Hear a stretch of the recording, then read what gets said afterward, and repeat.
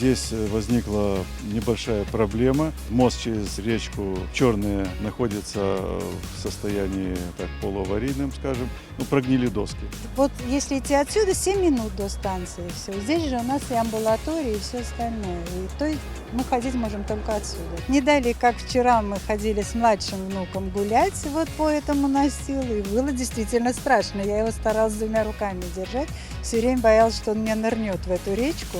Вот как 20 лет назад размыло у нас плотину, вот до сих пор ходим по такому опасному мостику. Ну, смертельных, наверное, не было, а так царапались точно. Пока временно вот установлены настилы для того, чтобы можно было передвигаться. Ну и за это время подготовлены материалы для того, чтобы сделать капитально, основательно и безопасно можно было бы по нему ходить. Будет произведен перестил полностью и покраска поручней.